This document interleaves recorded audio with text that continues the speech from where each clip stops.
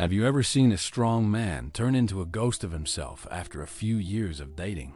Have you ever noticed how some couples start out with fiery passion and end up like roommates who barely look at each other? There's a devastating psychological phenomenon happening in millions of relationships right now, and most men have no idea they're being their own victims.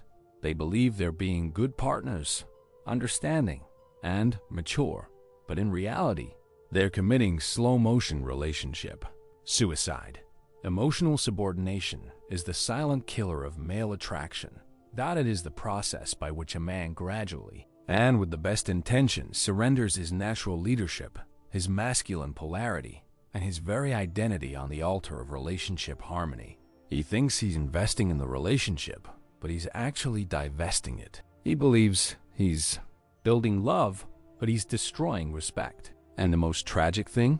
Both he and she suffer the consequences, because neither of them can feel the energy that originally brought them together. This isn't an attack on women or a defense of machismo. It's a cold, objective analysis of how power dynamics work in relationship psychology. Because when you understand these forces, you can navigate them consciously, preserving both love and mutual respect.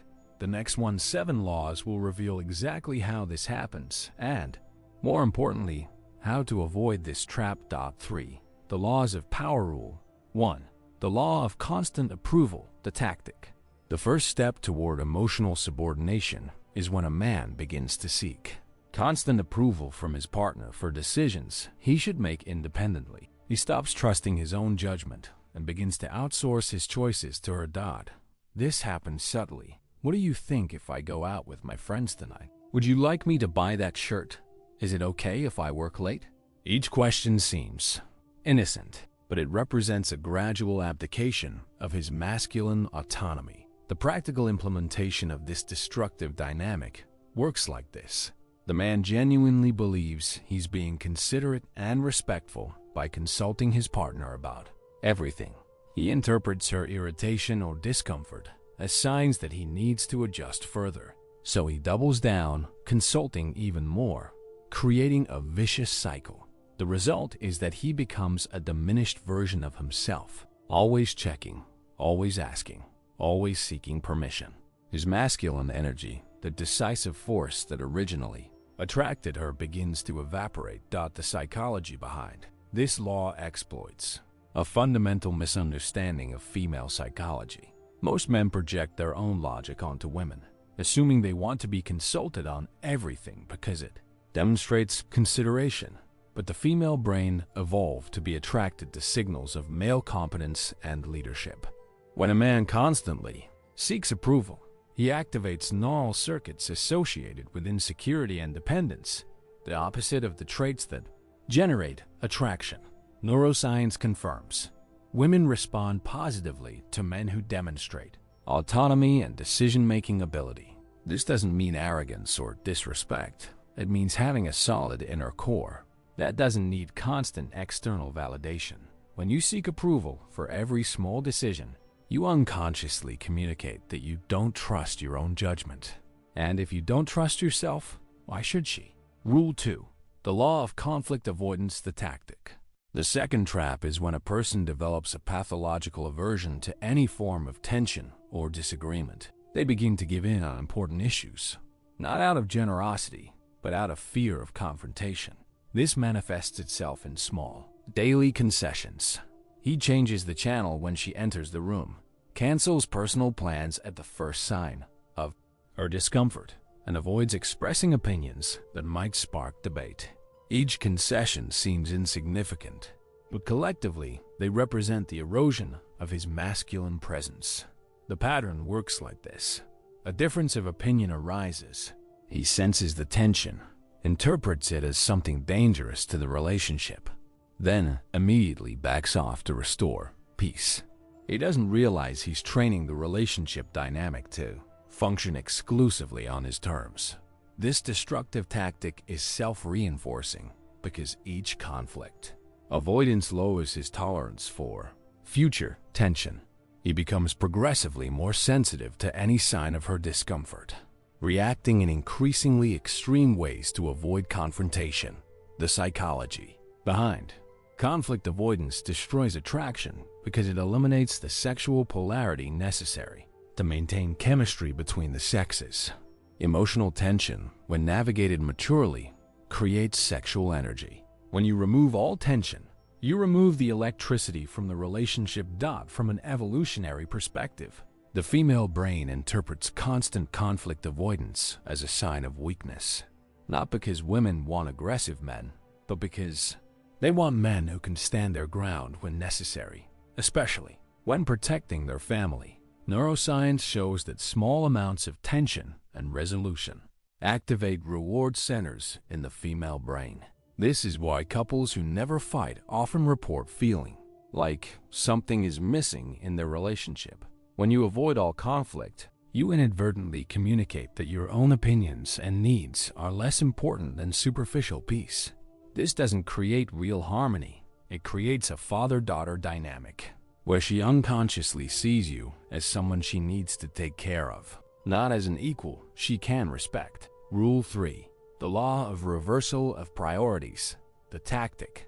This law describes how a man gradually reorganizes his entire life around her needs and preferences, abandoning his own goals, friendships, and passions in the process. He starts by canceling a night out with friends to spend time with her. Then he stops going to the gym because she prefers him to spend more time at home. Gradually, his hobbies disappear, his friendships weaken, and his personal dreams take a back seat. He rationalizes this as investing in the relationship. The practical implementation of this dynamic happens through small sacrifices that seem noble on their own. Today, I'm going to stay with her instead of training. I'm not going out with friends because she's feeling lonely. I'm going to cancel that personal project because she needs more attention. The result is a man who loses his individual identity and becomes an extension of her desires.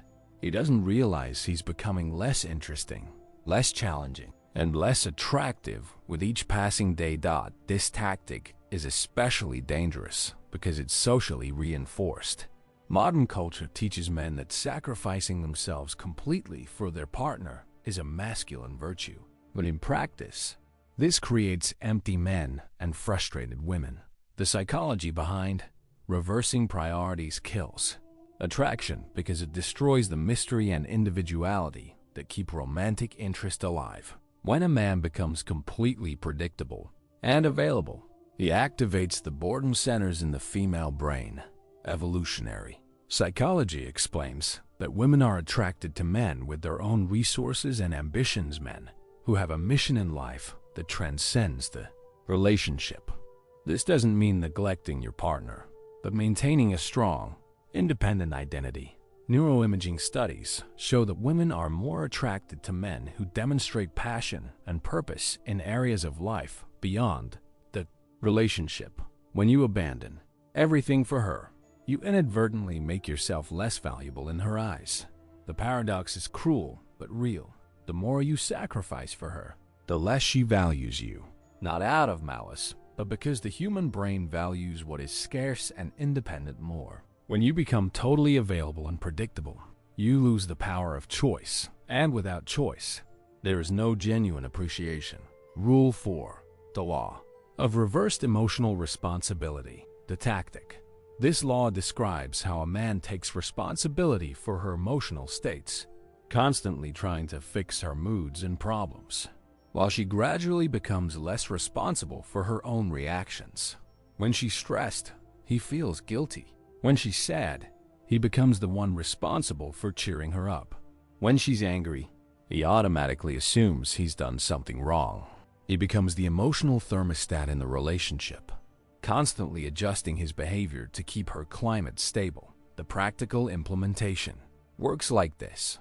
She has a bad day at work and comes home in a bad mood. Instead of giving her space to process her emotions, he immediately goes into problem-solving mode. He changes her energy, cancels plans, asks questions, offers solutions, and tries to cheer her up. The pattern sets in. Her problems equals his responsibility to solve. Her emotions equals his responsibility to manage. Her state of mind equals a direct reflection of his quality as a partner.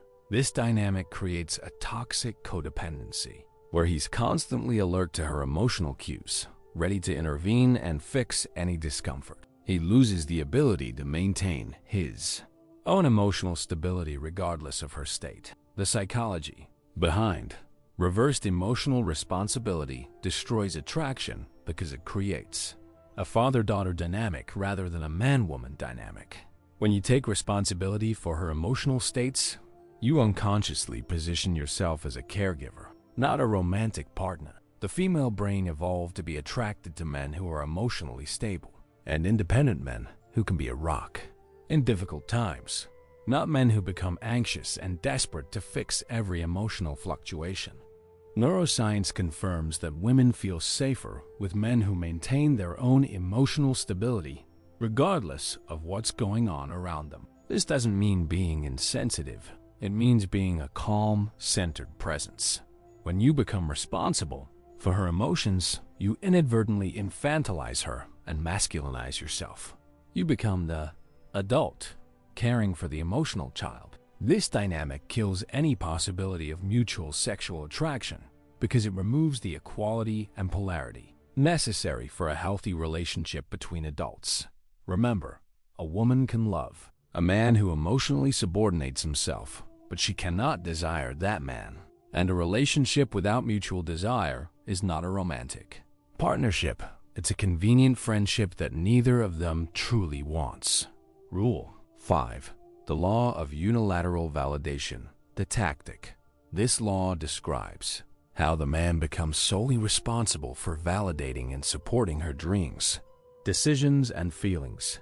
While rarely receiving the same level of emotional support in return, he becomes her biggest fan, her personal advisor, her 24-hour emotional support system.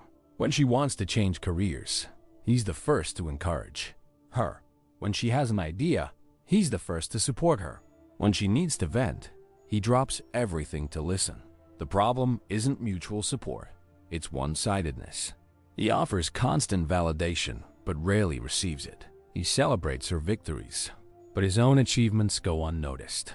He listens attentively to her problems, but when he needs support, he often hears that she's busy or not in the mood.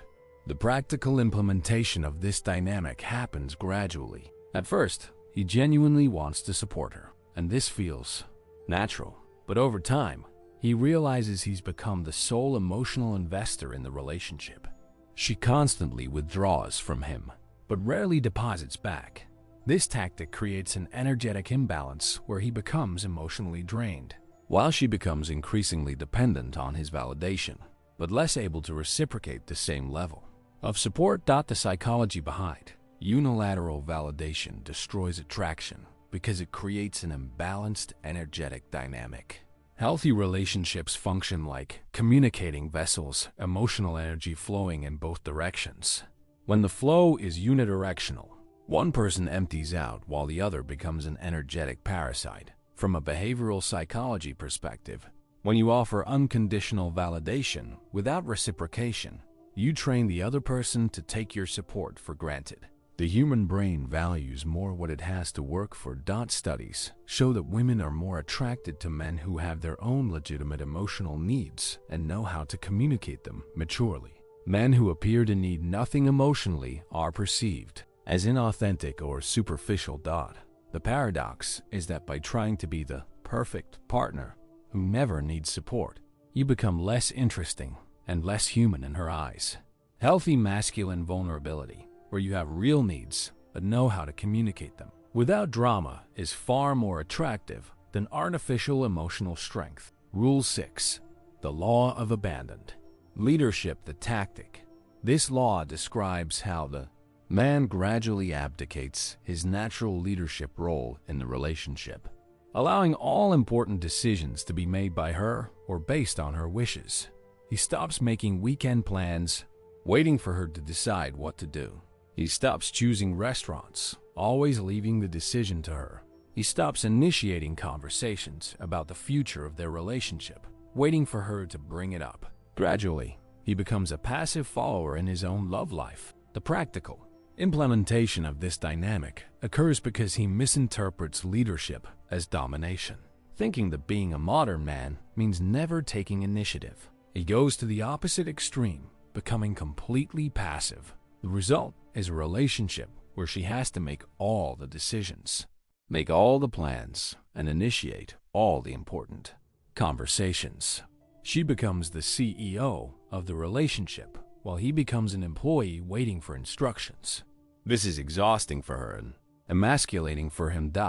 This tactic is especially destructive because it forces a woman into a role that isn't naturally energizing for her.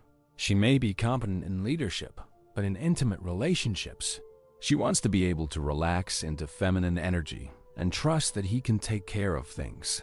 The psychology behind abandoned leadership kills attraction because it deprives a woman of the opportunity to be in her natural feminine energy. The female brain is stimulated by the possibility of surrendering to a competent man, not in the sense of submission, but in the sense of trust. Neuroscience shows that women experience neurological pleasure when they can rely on male leadership in areas where they prefer not to be constantly on. This doesn't mean they're incapable of leading. It means they value having the option of not having to lead all the time. Relationship studies show that couples where the man takes the initiative in planning and overall direction report greater sexual and emotional satisfaction, not for reasons of power, but for reasons of complementary energy. When you relinquish leadership, you force her to constantly be in masculine mode, planning, deciding, directing. This is energetically exhausting and removes the sexual polarity that keeps passion alive. She may respect your competence, but she loses attraction to your masculinity. Rule 7.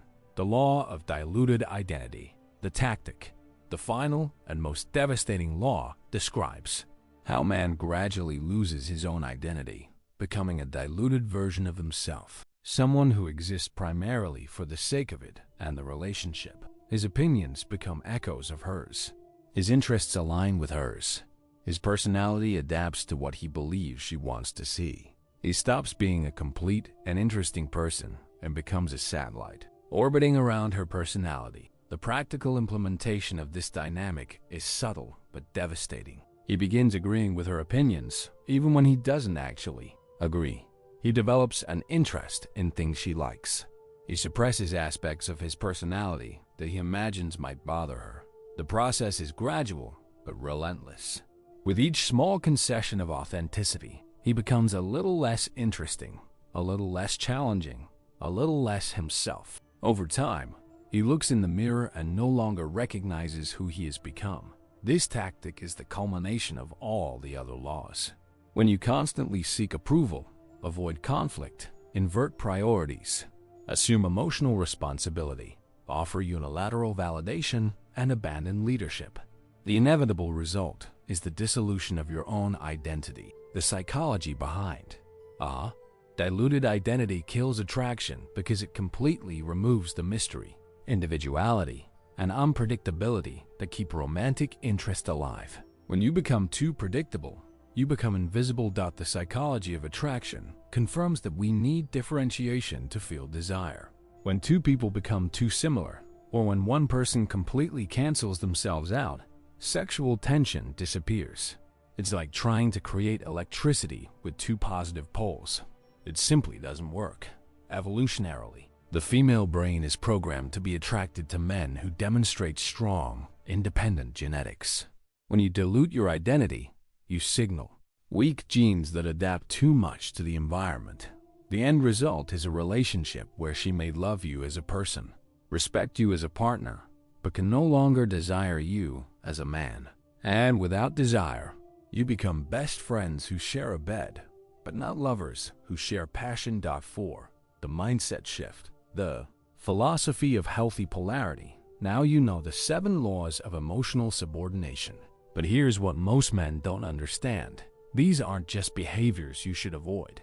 They represent a fundamental shift in how you view your responsibility within a relationship. True transformation happens when you stop seeing these laws as relationship rules and start seeing them as natural principles of sexual polarity, like gravity or magnetism, but for attraction between men and women.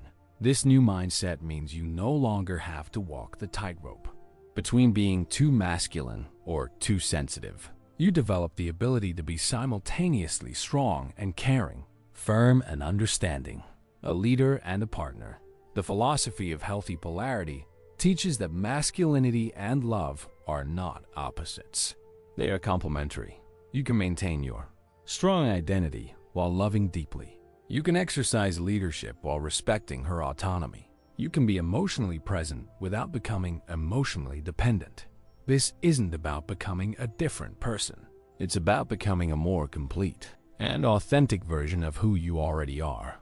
You retain your capacity for love and connection, but add a layer of personal strength and masculine leadership that makes that connection deeper and more sustainable. Real mastery comes when you can navigate intimacy without losing your individuality. 5. The mastery of art. The truth about masculinity and attraction. So here's the reality. You now have a map of the traps that destroy male attraction in millions of relationships. These 7 laws are not abstract theories.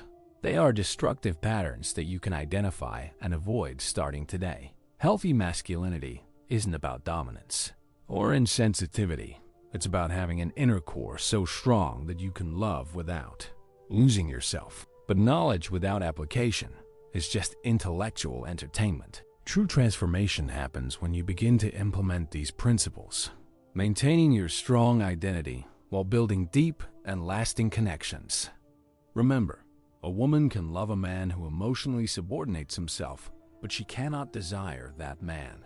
And a relationship without mutual desire is not a romantic partnership. It's a convenient friendship that neither of them truly wants. When you maintain your personal strength, your natural leadership, and your independent identity, you're not being selfish. You're preserving the very thing she originally fell in love with. You're protecting the energy that keeps passion alive. A man who cannot hold on to his relationship cannot hold on to anything in life.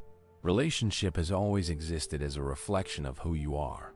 The only difference is that now you know how to be the version of yourself that builds love and maintains respect. If this video changed your perspective, subscribe to the channel and leave a comment saying which of these 7 laws have opened your eyes. And if you're ready to go even deeper into this male development journey, check out the next video where we'll explore how to regain lost respect. The art of relational recalibration. The truth is not afraid of the light, and neither should you be.